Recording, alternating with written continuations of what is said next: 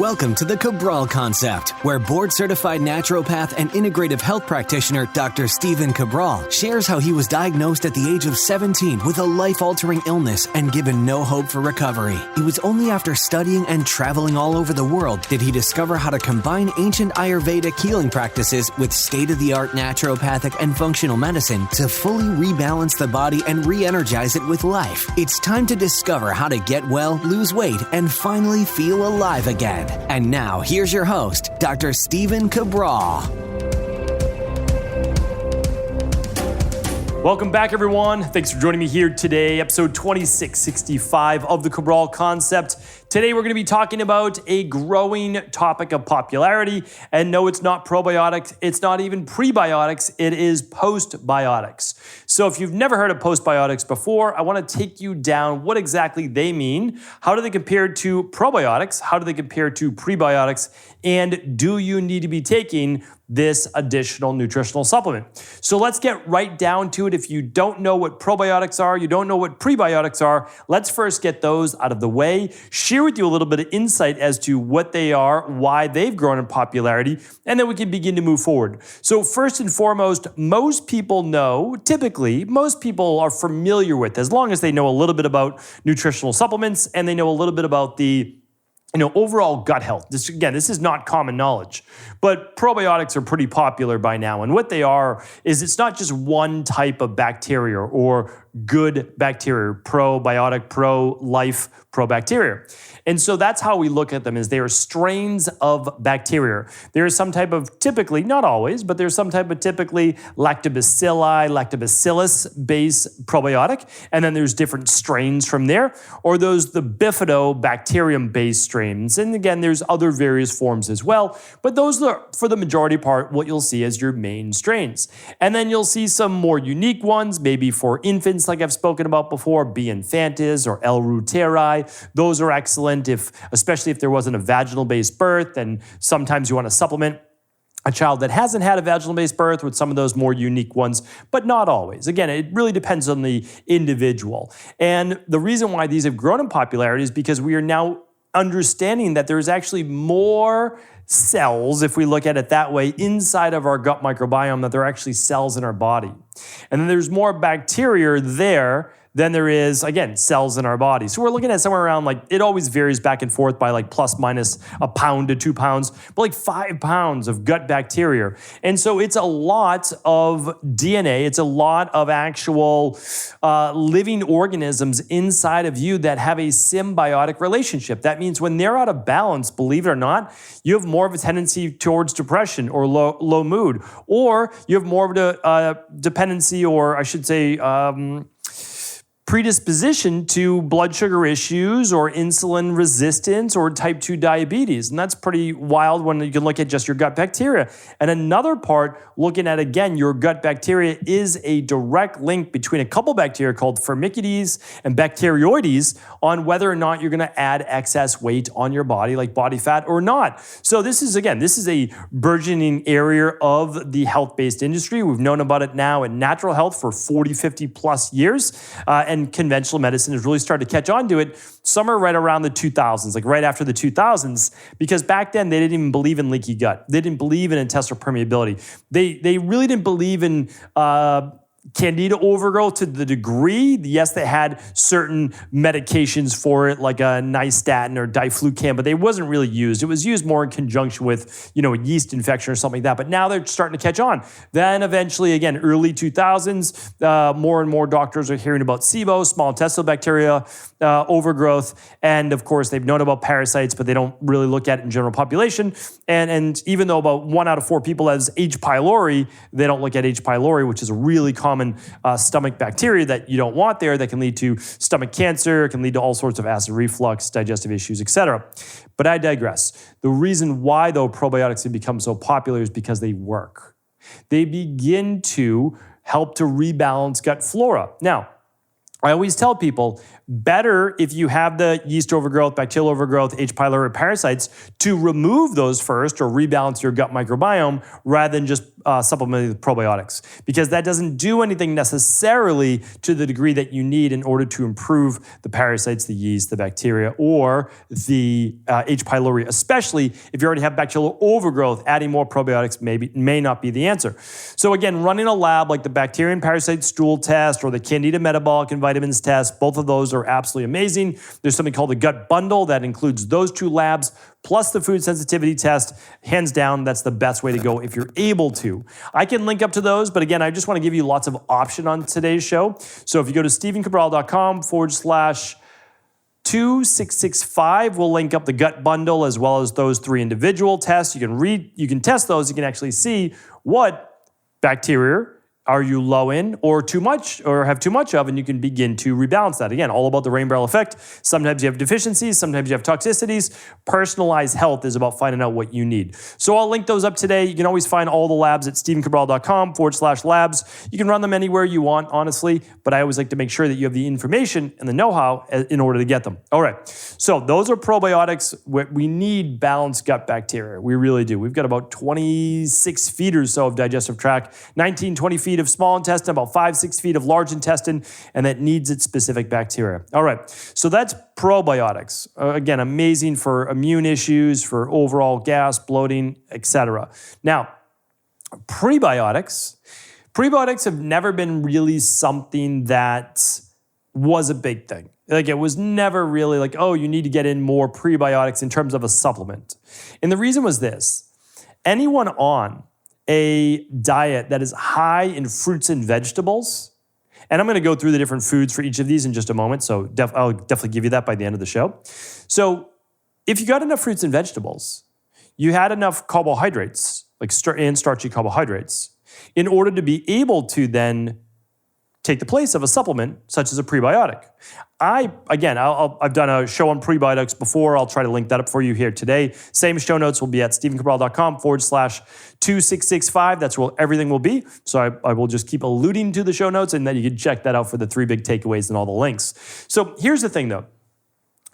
If you can eat a whole food diet full of good quality carbohydrates, not processed ones, you're going to be getting plenty of prebiotics. But what are prebiotics? Prebiotics are essentially the food for probiotics. So probiotics is the good bacteria. The bacteria are living things. They need to eat. How do they eat? Essentially fermentable, and they're called oligo, di, mono, and polysaccharides. Now there's different types as well. There's inulin, etc. But that is what those bacteria want to eat. Now, if you're thinking to yourself already, because you're using those processing tools inside of the brain, you're saying, wait a minute, but if I'm on a low carb diet, I may not be getting enough prebiotics. And if I don't get enough prebiotics, then I might shrink my good, healthy gut microbiome. And if you're thinking that, you're on the right track. It's also why initially some people feel better when they're on a low carbohydrate diet to their gut microbiome because they had an imbalanced overgrowth in bacteria, most likely in the first place. And that includes yeast, because yeast feeds off of these things as well. So the goal is not to practice conventional medicine, which is just basically a pill for every ill, in this case, a diet, right? Oh, we're just going to take away one whole macro group and I feel so much better. Okay, but what about the long run? What about the good microbiome, the good bacteria that you need for all facets of life? And I won't even get into all the other parts that we need carbohydrates for. But again, proteins are good, fats are good, and so are carbohydrates. None of them are bad. They're bad in how they are used for what individual and the pre-existing circumstances that the person may have gotten themselves into, right? Like, yeah, if you have blood sugar, fasting glucose of, 139 throughout the day, that's an issue. I don't disagree with you, but like carbohydrates most likely didn't get it there. It was most likely processed, yes, sugars and carbs, as well as hydrogenated oils and other factors in life too. I mean, it's not just that one thing. Lack of sleep, not enough exercise. Again, there are so many factors, right? So like lots of reasons. I don't want to start to go down that rabbit hole because there are many, and it's not hard to fix though. That's what I just want to share with people. You can fix all of these things. And I want to talk about postbiotics, so we're getting into that next. So basically, probiotics is the good bacteria. Prebiotics is what feeds those probiotics, which is the bacteria itself. And then postbiotics, believe it or not, is essentially, there's not a good way to state this. So I'm going to give you the simplified version and then I'll give you the more technical version. But I think that giving you the base version is what's going to help you then understand the technical version. Okay, so you've got these microorganisms, this bacteria, and after they're essentially eating the prebiotics, they give off waste metabolites, waste products. And those waste products are actually the postbiotics. Okay, but here's the interesting thing. The postbiotics have their own benefits as well. And they seem to also work as essentially an overall anti-inflammatory, which is pretty interesting. So you have your good bacteria in your gut that's naturally there, naturally present from birth, hopefully. Again, hopefully it is, right?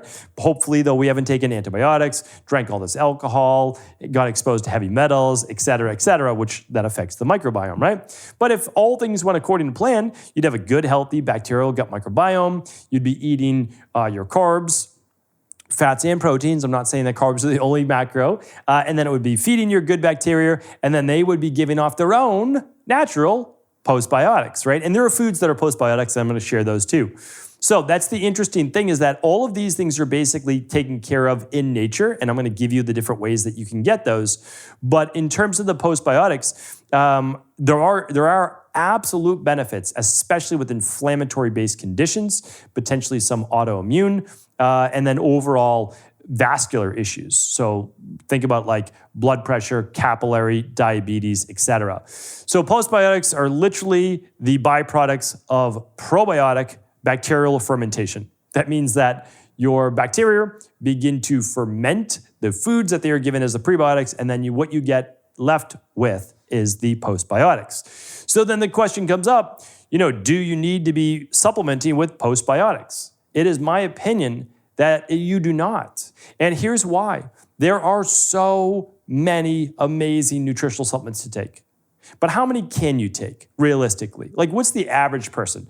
How many can the average person take nutritional supplement-wise? I would say, like, if you're deep into the health community, you probably take somewhere between 7 and 10. Like, I just think that that's probably for like a lot of people, you take between like 7 and 10 products. People that are on the deeper end, like myself, doesn't mean it's better, just means you're all in. You're taking a dozen or more, right? And so, okay, that's more the deeper end.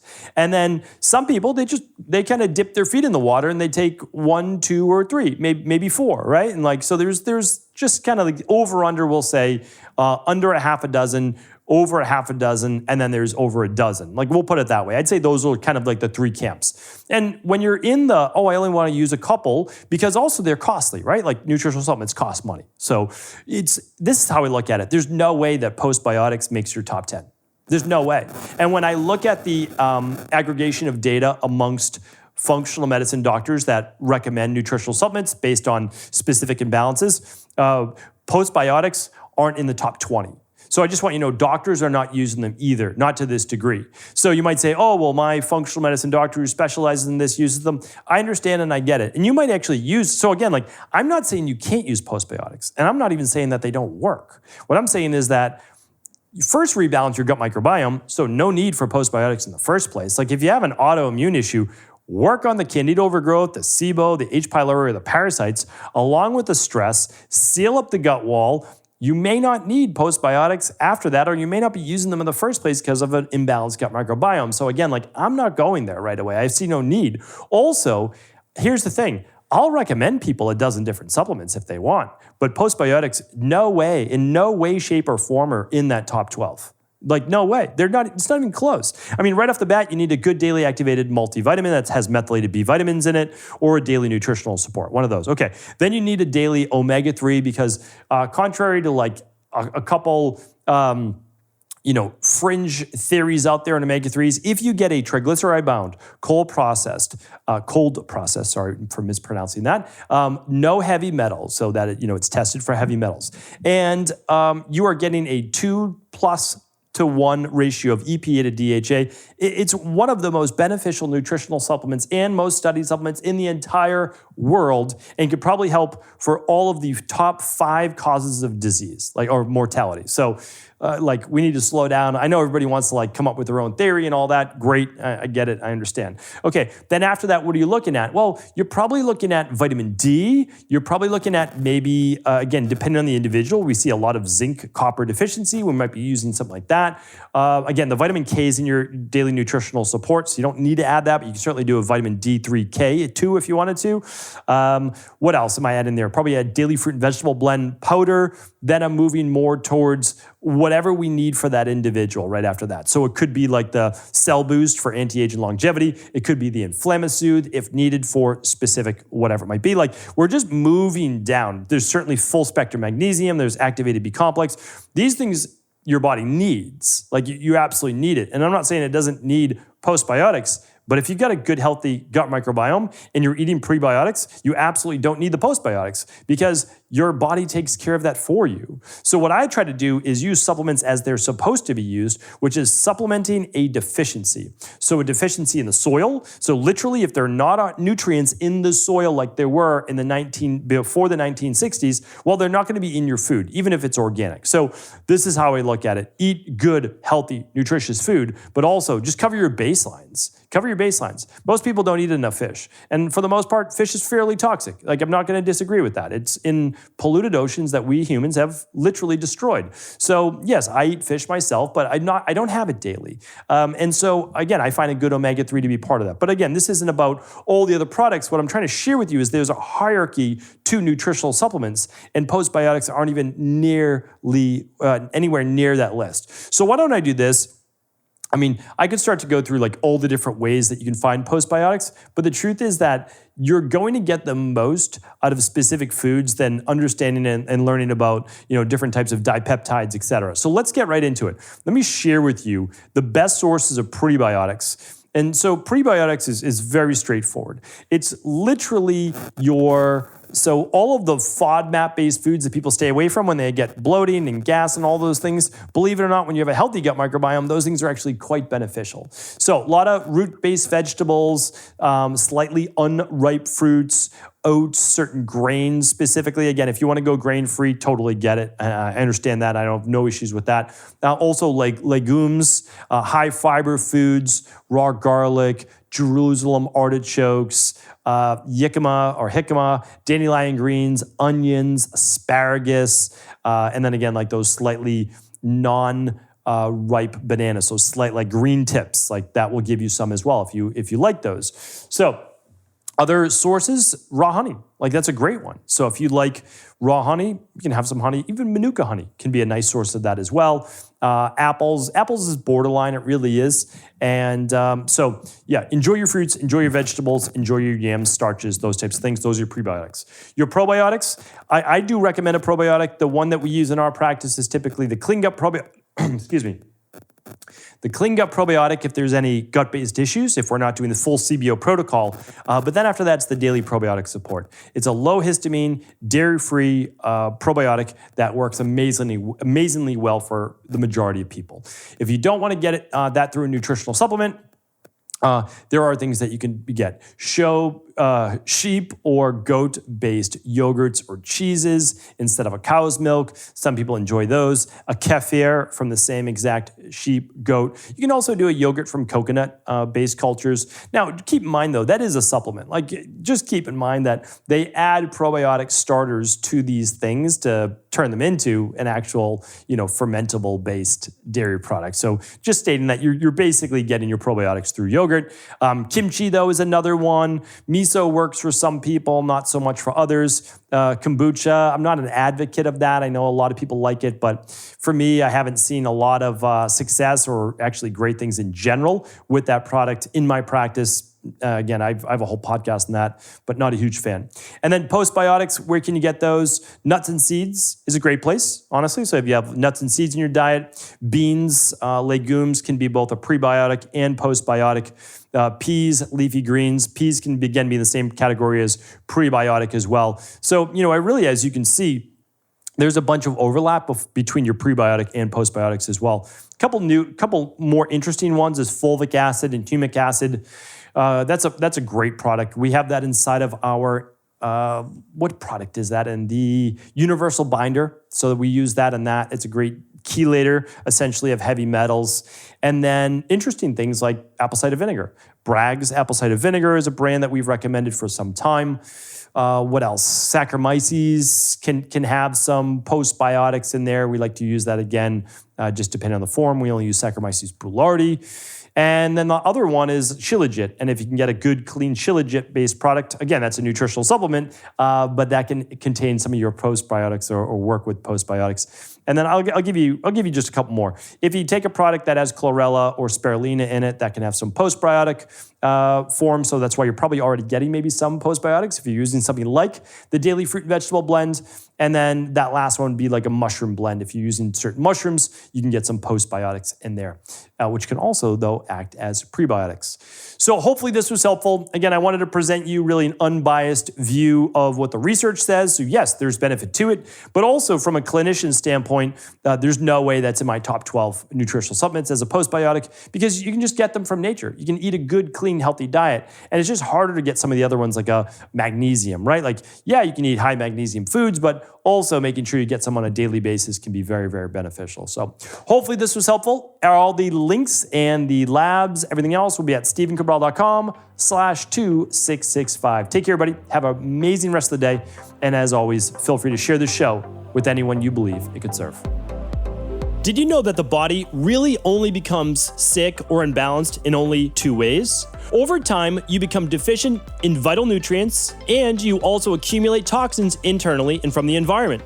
As those nutrients diminish and you increase your total toxic load, your body then begins to show the first signs of dis-ease. It's actually quite predictable, and the good news is that if we know how you began to fill up that proverbial rain barrel, we also know how to empty it to begin the healing process. I was fortunate enough to learn this ancient healing process from my mentor after suffering from debilitating diseases for close to a decade. It was only when I began to implement these techniques did I finally overcome my illnesses and go on to live a life of energy and vitality that I now enjoy. I'd like to share with you now what I discovered after traveling all over the world and how to combine the best of ancient healing wisdom with state-of-the-art science. Allow me to teach you exactly how I've been able to help over 250,000 people to empty their rain barrel and begin to transform their body and lives into what they've always hoped they could be. To get your copy of the international bestseller, The Rain Barrel Effect, simply go to stevencabral.com/rainbarrel.